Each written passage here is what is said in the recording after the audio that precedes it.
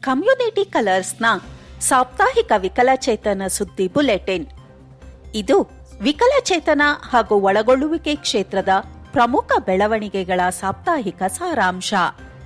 ಈ ಸುದ್ದಿ bulletin August 5ರಿಂದ August 11, 2026 ಸಾಪ್ತಾಹಿಕ ಸುದ್ದಿ ಸಾರಾಂಶವಾಗಿದೆ. ಸುದ್ದಿಯನ್ನು ಓದುತ್ತಿರುವವರು ಮಿತ್ರಜ್ಯೋತಿಯ ಸ್ವಯಂ ಸೇವಕಿ ಶಾರದಾ. ಸುದ್ದಿಯನ್ನು ಸಂಗ್ರಹಿಸಿ ಪ್ರಸ್ತುತಪಡಿಸುತ್ತಿರುವವರು ರೇಡಿಯೋ ಉಡಾನ್, ಒಳಗೊಳ್ಳುವಿಕೆ ಮತ್ತು ಸಬಲೀಕರಣಕ್ಕಾಗಿ ಭಾರತದ ಮೊದಲ ಆನ್ಲೈನ್ ಸಮುದಾಯ ರೇಡಿಯೋ. ಸಹಯೋಗ ಮಿತ್ರಜ್ಯೋತಿ ಸಂಸ್ಥೆ, ಬೆಂಗಳೂರು.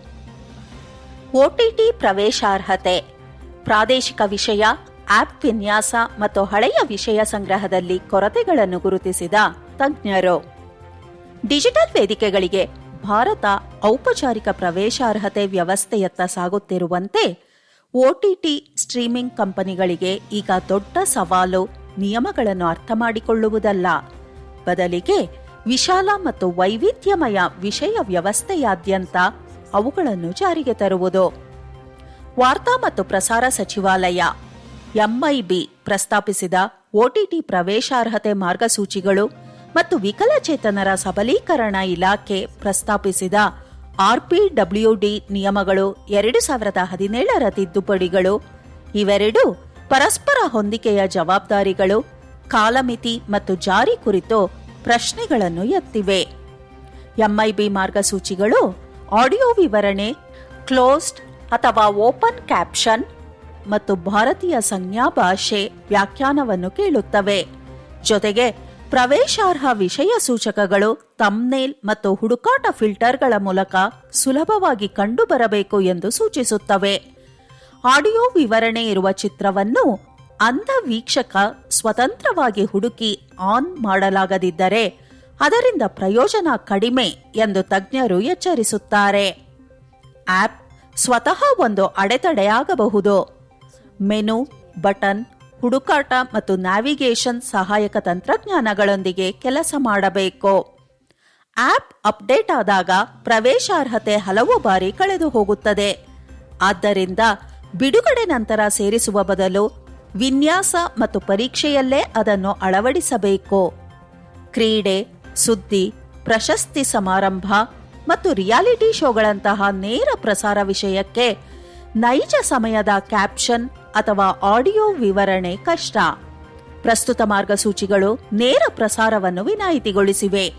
AI ಕ್ಯಾಪ್ಷನ್, ಅನುವಾದ ಮತ್ತು ವಿವರಣೆಯನ್ನು ವೇಗಗೊಳಿಸಬಹುದು, ಆದರೆ ನಿಖರತೆ ಮತ್ತು ಸಂದರ್ಭಕ್ಕಾಗಿ ಮಾನವ ಪರಿಶೀಲನೆ ಅಗತ್ಯ ಎಂದು ತಜ್ಞರು ಹೇಳುತ್ತಾರೆ.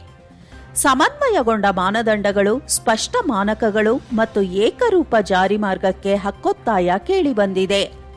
ಸಂಪೂರ್ಣ ಪ್ರವೇಶಾರ್ಹ ICT ವ್ಯವಸ್ಥೆ ಈ ಗುಂಪುಗಳ ಡಿಜಿಟಲ್ ಬಳಕೆಯನ್ನು 37% ವರೆಗೆ ಹೆಚ್ಚಿಸಿ ವರ್ಷಕ್ಕೆ 3.11 ಲಕ್ಷ ಕೋಟಿ ರೂಪಾಯಿಗಿಂತ ಹೆಚ್ಚಿನ ಆರ್ಥಿಕ ಮೌಲ್ಯ ತೆರೆಯಬಹುದು ಎಂದು ವರದಿ ಅಂದಾಜಿಸಿದೆ. ಅಂದರೆ ಪ್ರವೇಶಾರ್ಹತೆ ಕೇವಲ ಅನುಸರಣಾ ವೆಚ್ಚವಲ್ಲ, ವ್ಯಾಪಾರ ಅವಕಾಶವೂ ಹೌದು. ಸೆನ್ಸ್ ಇಂಟರ್ನ್ಯಾಷನಲ್ ಇಂಡಿಯಾದ ಉತ್ತಮ್ ಕುಮಾರ್, CII-IBDN ಸ್ಮಿನೋ ಜಿಂದಾಲ್ ಮತ್ತು SBI ಫೌಂಡೇಶನ್ನ ಕಾಂಡು ಭಂಡಾರೆ ಈ ವರದಿಯಲ್ಲಿ ತಮ್ಮ ಅಭಿಪ್ರಾಯ ಹಂಚಿಕೊಂಡಿದ್ದಾರೆ. ಈ ಸುದ್ದಿಯ ಮೂಲ ಎಕ್ಸ್ಚೇಂಜ್ ಫಾರ್ ಮೀಡಿಯಾ. ರೈಸಿಂಗ್ ಫೇನ್ಸ್, ಅಡೆತಡೆಗಳನ್ನು ಮೀರಿ ಹೈದರಾಬಾದ್ನ ವಿಕಲಚೇತನ ಮಹಿಳೆಯರು. The new Indian express Hyderabad ಆವೃತ್ತಿ ರೈಸಿಂಗ್ ಫೇನ್ಸ್, ರೈಸಿಂಗ್ ಎಬೋವ್ ಬ್ಯಾರಿಯರ್ಸ್ ಎಂಬ ವಿಶೇಷ ವರದಿಯನ್ನು ಪ್ರಕಟಿಸಿದೆ. ಇದು ಹೈದರಾಬಾದ್ನ ವಿಕಲಚೇತನ ಮಹಿಳೆಯರು ಸಾಮಾಜಿಕ ಮತ್ತು ಭೌತಿಕ ಅಡೆತಡೆಗಳನ್ನು ಮೀರಿ ಸಾರ್ವಜನಿಕ ಜೀವನದಲ್ಲಿ ತಮ್ಮದೇ ಸ್ಥಾನ ಕಂಡುಕೊಳ್ಳುತ್ತಿರುವ ಬಗ್ಗೆ ಬೆಳಕು ಚೆಲ್ಲುತ್ತದೆ. ಇಂತಹ ವರದಿಗಳು ಒಳಗೊಳ್ಳುವಿಕೆ ಮತ್ತು ಮಹಿಳಾ ಸಬಲೀಕರಣದ ಕಥೆಗಳನ್ನು ಮುನ್ನೆಲೆಗೆ ತರುತ್ತವೆ. ಪೂರ್ಣಕತೆ ತಿಳಿಯಲು ಬಯಸುವ ಕೇಳುಗರು ಮೂಲ ವರದಿಯನ್ನು ಓದಬಹುದು. ಈ ಸುದ್ದಿಯ ಮೂಲ the new Indian express Hyderabad ಆವೃತ್ತಿ. ಕಾಶ್ಮೀರದ ದೂರದ ಹಳ್ಳಿಗಳಲ್ಲಿ ಆರೋಗ್ಯ ಸೇವೆಗಾಗಿ ಮಕ್ಕಳನ್ನು ಹೊತ್ತು ಒಡೆದ ರಸ್ತೆಗಳಲ್ಲಿ ನಡೆಯುವ ಪೋಷಕರು.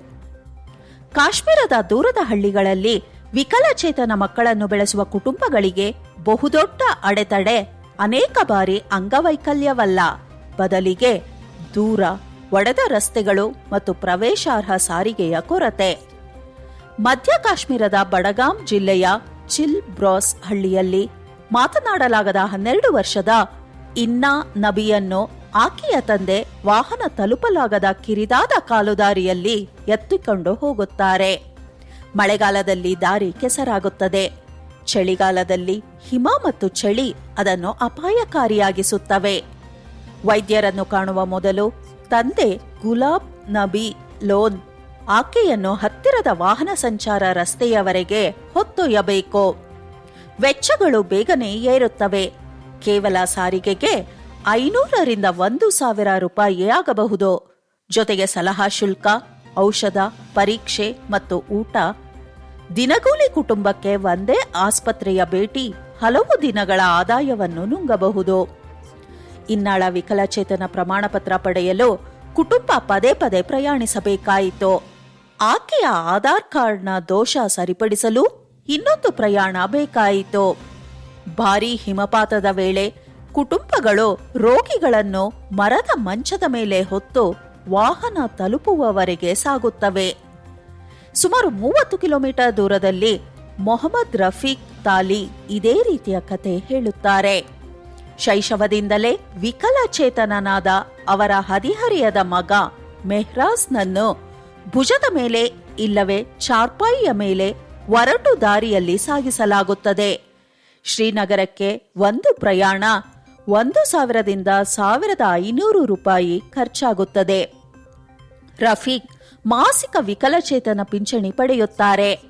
ಆದರೆ ಹೆಚ್ಚುವರಿ ನೆರವು ಪಡೆಯುವುದು ಕಷ್ಟ ಎನ್ನುತ್ತಾರೆ.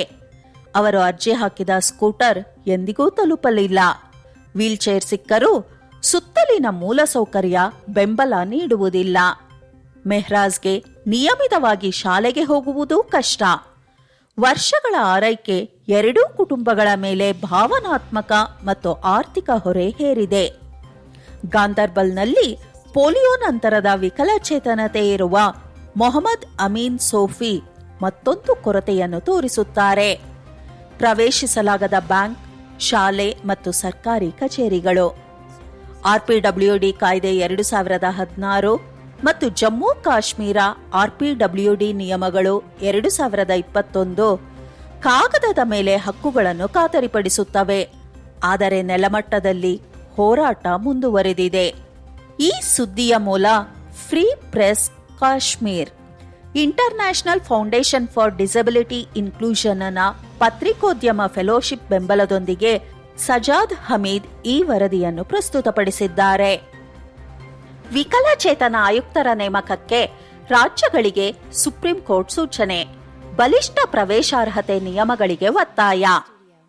ಆರ್ಪಿಡಬ್ಲ್ಯೂಡಿ ಕಾಯ್ದೆಯ ಜಾರಿ ಮತ್ತು 2024 ನವೆಂಬರ್ 8 ಪ್ರವೇಶಾರ್ಹತೆ ತೀರ್ಪಿನ ಅನುಸರಣೆ ಕುರಿತ ಅರ್ಜಿಗಳ ಗುಚ್ಛವನ್ನು ವಿಚಾರಣೆ ಮಾಡಿದ ಸುಪ್ರೀಂ ಕೋರ್ಟ್ ಹಲವು ರಾಜ್ಯ ಮತ್ತು ಕೇಂದ್ರಾಡಳಿತ ಪ್ರದೇಶಗಳಿಗೆ ಕಾಯ್ದೆಯ ಸೆಕ್ಷನ್ 79 ಅಡಿ ಸ್ವತಂತ್ರ ರಾಜ್ಯ ವಿಕಲಚೇತನ ಆಯುಕ್ತರನ್ನು 4 ವಾರಗಳೊಳಗೆ ನೇಮಿಸುವಂತೆ ಸೂಚಿಸಿದೆ. ನ್ಯಾಯಮೂರ್ತಿಗಳಾದ ಜೆಬಿ ಪಾರ್ದಿವಾಲಾ ಮತ್ತು ಕೆವಿ ವಿಶ್ವನಾಥನ್ ಪೀಠವು ದೆಹಲಿ, ಹರಿಯಾಣ, ರಾಜಸ್ಥಾನ, ಹಿಮಾಚಲ ಪ್ರದೇಶ, ಕರ್ನಾಟಕ, ಅಂಡಮಾನ್ ಮತ್ತು ನಿಕೋಬಾರ್, ನಾಗಾಲ್ಯಾಂಡ್, ಪುದುಚೇರಿ, ಸಿಕ್ಕಿಂ ಮತ್ತು ತಮಿಳುನಾಡುಗಳನ್ನು ಹೆಸರಿಸಿ ಈ ಶಾಸನಬದ್ಧ ಹುದ್ದೆಗಳನ್ನು ಕೇವಲ ಇತರ ಅಧಿಕಾರಿಗಳಿಗೆ ಹೆಚ್ಚುವರಿ ಹೊಣೆಗಾರಿಕೆಯಾಗಿ ನೀಡಬಾರದು ಎಂದು ಸ್ಪಷ್ಟಪಡಿಸಿದೆ. ಪ್ರವೇಶಾರ್ಹತೆ ಮಾನದಂಡಗಳ ಬಗ್ಗೆ ನಿರ್ಮಿತ ಪರಿಸರಕ್ಕೆ ಸಂಬಂಧಿಸಿದ ಅಂತಿಮ ಗೆಜೆಟ್ ಅಧಿಸೂಚನೆ ಸಿದ್ಧವಾಗಿದ್ದು ಅನುಮೋದನೆಗೆ ಕಾಯುತ್ತಿದೆ. ಮಾಹಿತಿ ಮತ್ತು ಸಂವಹನ ತಂತ್ರಜ್ಞಾನ ಕರಡು ನಿಯಮಗಳನ್ನು ಪ್ರಕಟಿಸಲಾಗಿದೆ ಮತ್ತು ಸಹಾಯಕ ತಂತ್ರಜ್ಞಾನಗಳ ಕುರಿತ ಕರಡು ವರದಿ ಸಿದ್ಧಪಡಿಸಲಾಗಿದೆ ಎಂದು ಕೇಂದ್ರ ಸರ್ಕಾರ ನ್ಯಾಯಾಲಯಕ್ಕೆ ತಿಳಿಸಿತು. ನಿಯಮಗಳನ್ನು ಅಂತಿಮಗೊಳಿಸುವ ಮೊದಲು ಅರ್ಜಿದಾರರು ಮತ್ತು ಇತರ ಭಾಗಿದಾರರ ಸಲಹೆಗಳನ್ನು ಗಂಭೀರವಾಗಿ ಪರಿಗಣಿಸುವಂತೆ ನ್ಯಾಯಾಲಯ ಕೇಂದ್ರಕ್ಕೆ ಸೂಚಿಸಿ ಸ್ಥಿತಿಗತಿ ವರದಿ ಮತ್ತು ಕರಡು ನಿಯಮಗಳನ್ನು ಪ್ರತಿಕ್ರಿಯೆಗಾಗಿ ಹಂಚಿಕೊಳ್ಳುವಂತೆ ಆದೇಶಿಸಿತು. ಪ್ರವೇಶಾರ್ಹತೆ ನಿಯಮಗಳು ಆರ್ಪಿಡಬ್ಲ್ಯೂಡಿ ಕಾಯ್ದೆಯ ಉದ್ದೇಶಗಳನ್ನು ಪರಿಣಾಮಕಾರಿಯಾಗಿ ಸಾಧಿಸಬೇಕು ಎಂದು ಒತ್ತಿ ಹೇಳಿತು. ಈ ಸುದ್ದಿಯ ಮೂಲ ಇಂಡಿಯಾ ಲೀಗಲ್ live.com. ಉದ್ಯೋಗ ಮತ್ತು ಸ್ವಯಂ ಉದ್ಯೋಗಕ್ಕಾಗಿ ಉತ್ತರ ಪ್ರದೇಶದ ದಿವ್ಯಾಂಗಜನ ರೋಜ್ಗಾರ್ ಅಭಿಯಾನ 3.0. ಉತ್ತರ ಪ್ರದೇಶ ಸರ್ಕಾರ 2026 ಆಗಸ್ಟ್ 3ರಿಂದ 10ರವರೆಗೆ ರಾಜ್ಯಾದ್ಯಂತ ದಿವ್ಯಾಂಗಜನ್ ರೋಜ್ಗಾರ್ ಅಭಿಯಾನ ಅಂದರೆ ದಿವ್ಯಾಂಗಜನ ಉದ್ಯೋಗ ಅಭಿಯಾನ ಇದರ 3ನೇ ಆವೃತ್ತಿಯನ್ನು ಆಯೋಜಿಸಿತು. ಸಾವಿರಾರು ಅರ್ಹ ವಿಕಲಚೇತನರನ್ನು ಉದ್ಯೋಗ ಮತ್ತು ಸ್ವಯಂ ಉದ್ಯೋಗ ಅವಕಾಶಗಳೊಂದಿಗೆ ಜೋಡಿಸುವುದು ಇದರ ಗುರಿ. ಸರ್ಕಾರಿ ಇಲಾಖೆಗಳು, ಕೈಗಾರಿಕೆಗಳು, ಎಂಎಸ್ಎಂಇಗಳು ಮತ್ತು ಹಣಕಾಸು ಸಂಸ್ಥೆಗಳು ಈ ಅಭಿಯಾನದಲ್ಲಿ ಒಟ್ಟಾಗಿ ಕೆಲಸ ಮಾಡಿದವು. ವಿಕಲಚೇತನರಿಗೆ ಗೌರವಯುತ ಜೀವನೋಪಾಯ ಖಾತರಿಪಡಿಸುವುದು ಆದ್ಯತೆ ಎಂದು ರಾಜ್ಯ ತಿಳಿಸಿತು. ಈ ಸುದ್ದಿಯ ಮೂಲ IANS live.in. ವಿಕಲಚೇತನರ ಸಬಲೀಕರಣ ರಾಷ್ಟ್ರೀಯ ಪ್ರಶಸ್ತಿ 2026ಕ್ಕೆ ಅರ್ಜಿ ಹಾಗೂ ನಾಮನಿರ್ದೇಶನ ಆಹ್ವಾನಿಸಿದ DEPWD. ಕೇಂದ್ರ ಸಾಮಾಜಿಕ ನ್ಯಾಯ ಮತ್ತು ಸಬಲೀಕರಣ ಸಚಿವಾಲಯದ ಅಡಿಯಲ್ಲಿನ ವಿಕಲಚೇತನರ ಸಬಲೀಕರಣ ಇಲಾಖೆ DEPWD 2026ನೇ ಸಾಲಿನ ವಿಕಲಚೇತನರ ಸಬಲೀಕರಣ ರಾಷ್ಟ್ರೀಯ ಪ್ರಶಸ್ತಿಗಳಿಗೆ ಆನ್ಲೈನ್ ಅರ್ಜಿ ಮತ್ತು ನಾಮನಿರ್ದೇಶನಗಳನ್ನು ಆಹ್ವಾನಿಸಿದೆ.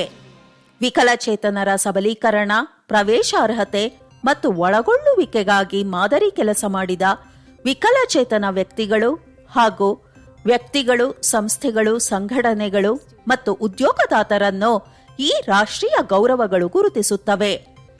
ಅರ್ಹ ವ್ಯಕ್ತಿಗಳು ಮತ್ತು ಸಂಸ್ಥೆಗಳು DEPWD ಪ್ರಶಸ್ತಿ ಪೋರ್ಟಲ್ ಮೂಲಕ ಆನ್ಲೈನ್ನಲ್ಲಿ ಅರ್ಜಿ ಸಲ್ಲಿಸಬಹುದು ಅಥವಾ ನಾಮನಿರ್ದೇಶನಗೊಳ್ಳಬಹುದು. ವಿಭಾಗಗಳು ಅರ್ಹತಾ ಮಾನದಂಡ ಮತ್ತು ಅರ್ಜಿ ಸಲ್ಲಿಸಲು ಕೊನೆಯ ದಿನಾಂಕಕ್ಕಾಗಿ ಅಧಿಕೃತ ಜಾಲತಾಣವನ್ನು ಪರಿಶೀಲಿಸುವಂತೆ ಆಸಕ್ತರಿಗೆ ಸೂಚಿಸಲಾಗಿದೆ. ಅಧಿಕೃತ ಜಾಲತಾಣ https://depwd.gov.in. ಕಡ್ಡಾಯ ಐಸಿಟಿ ಪ್ರವೇಶಾರ್ಹತೆ ಮಾನದಂಡಗಳ ಕರಡು ನಿಯಮ, ಸಾರ್ವಜನಿಕ ಅಭಿಪ್ರಾಯಕ್ಕೆ ಆಹ್ವಾನ.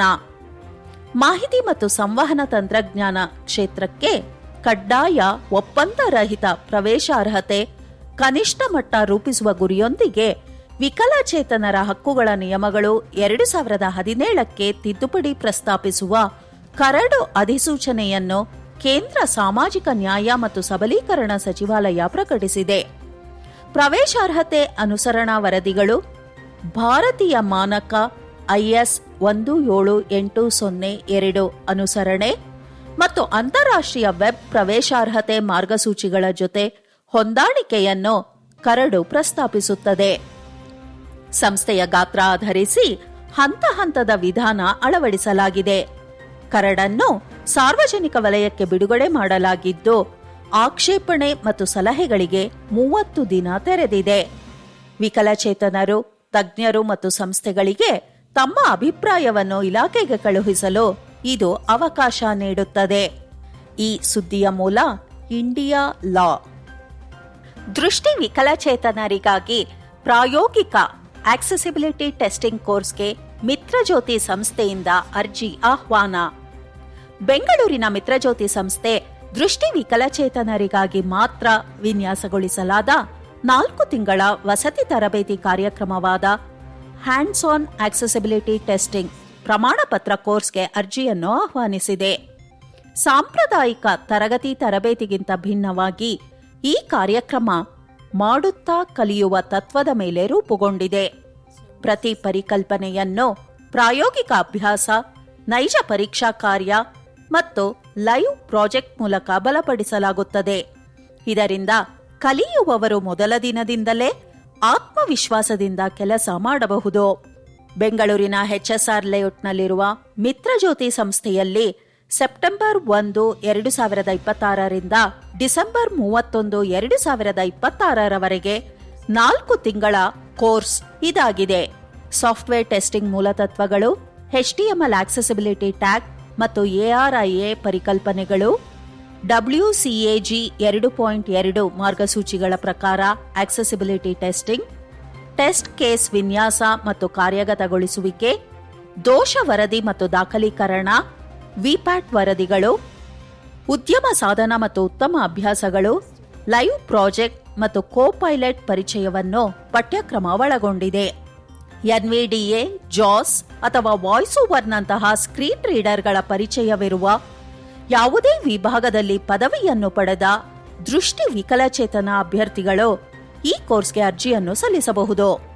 ಮೂಲ ಕಂಪ್ಯೂಟರ್ ಜ್ಞಾನವಿರುವ ಪದವಿ ಪಡೆಯದ ದೃಷ್ಟಿ ವಿಕಲಚೇತನರನ್ನು ಕೂಡ ಪ್ರಕರಣಾಧಾರಿತವಾಗಿ ಪರಿಗಣಿಸಲಾಗುತ್ತೆ. ವಸತಿ ಸೌಲಭ್ಯಗಳಲ್ಲಿ ಪುರುಷರು ಮತ್ತು ಮಹಿಳೆಯರಿಗೆ ಪ್ರತ್ಯೇಕ ವಸತಿ, ಪೌಷ್ಟಿಕ ಸಸ್ಯಾಹಾರಿ ಊಟ ಮತ್ತು ಸಂಪೂರ್ಣ ಪ್ರವೇಶಾರ್ಹ ಕಲಿಕಾ ವಾತಾವರಣ ಸೇರಿವೆ. ಈ ಕೋರ್ಸ್ಗೆ ನೋಂದಣಿ ಶುಲ್ಕ ₹200, ಮರುಪಾವತಿ ಠೇವಣಿ ₹1,000 ಹಾಗೂ ಕೋರ್ಸ್ ದೇಣಿಗೆ ₹5,000. ಕೋರ್ಸ್ಗೆ ಸೇರಲು ಅಗತ್ಯ ದಾಖಲೆಗಳು ಆಧಾರ್ ಕಾರ್ಡ್, UDID ಕಾರ್ಡ್, ಪದವಿ ಪ್ರಮಾಣ ಪತ್ರಗಳು, ಪಾಸ್ಪೋರ್ಟ್ ಗಾತ್ರದ ಫೋಟೋಗಳು ಮತ್ತು ಆದಾಯ ಪ್ರಮಾಣ ಪತ್ರ. ಕನಿಷ್ಠ 90% ಅಂಕ ಮತ್ತು 90% ಹಾಜರಾತಿ ಗಳಿಸಿ ಕೋರ್ಸ್ ಅನ್ನು ಯಶಸ್ವಿಯಾಗಿ ಪೂರ್ಣಗೊಳಿಸುವ ಅಭ್ಯರ್ಥಿಗಳಿಗೆ ಲ್ಯಾಪ್ಟಾಪ್ ನೀಡಲಾಗುತ್ತದೆ. ಸೀಟುಗಳು ಸೀಮಿತವಾಗಿರುವುದರಿಂದ ಈ ಕೂಡಲೇ ಅರ್ಜಿಯನ್ನು ಸಲ್ಲಿಸಿ. ನೋಂದಣಿಗೆ ಕೊನೆಯ ದಿನಾಂಕ ಆಗಸ್ಟ್ 25, 2026. ಹೆಚ್ಚಿನ ಮಾಹಿತಿಗಾಗಿ ಮಿತ್ರಜ್ಯೋತಿ ಸಂಸ್ಥೆಯನ್ನು ದೂರವಾಣಿ ಸಂಖ್ಯೆ 22587623 ಅಥವಾ 22587625 STD ಕೋಡ್ 080 ಮೂಲಕ ಅಥವಾ ಶ್ರೀಯುತ ದೀಕ್ಷಿತ್ ಅವರನ್ನು ಮೊಬೈಲ್ ಸಂಖ್ಯೆ 9741663498 ಮೂಲಕ ಸಂಪರ್ಕಿಸಿ ಅಥವಾ admin.office@mitrajothi.org ಇಮೇಲ್ ಮಾಡಿ. ಇಲ್ಲಿಗೆ ಈ ವಾರದ ವಿಕಲಚೇತನರ ಸಾಪ್ತಾಹಿಕ ಸುದ್ದಿ ಬುಲೆಟಿನ್ ಮುಕ್ತಾಯಗೊಂಡಿತು. ಸುದ್ದಿಯನ್ನು ಓದಿದವರು ಮಿತ್ರಜ್ಯೋತಿಯ ಸ್ವಯಂ ಸೇವಕಿ ಶಾರದಾ. ಸುದ್ದಿಯನ್ನು ಸಂಗ್ರಹಿಸಿ ಪ್ರಸ್ತುತಪಡಿಸಿದವರು ರೇಡಿಯೋ ಉಡಾನ್, ಸಹಯೋಗ ಮಿತ್ರಜ್ಯೋತಿ ಸಂಸ್ಥೆ. ಈ ಸುದ್ದಿಯನ್ನು ಕೇಳಿದ್ದಕ್ಕಾಗಿ ಧನ್ಯವಾದಗಳು. ಮುಂದಿನ ಭಾನುವಾರದವರೆಗೆ ಕಾಳಜಿ ವಹಿಸಿ ಮಾಹಿತಿಯುಳ್ಳವರಾಗಿ ಹಾಗೂ ಸಬಲರಾಗಿರಿ. ಧನ್ಯವಾದಗಳು.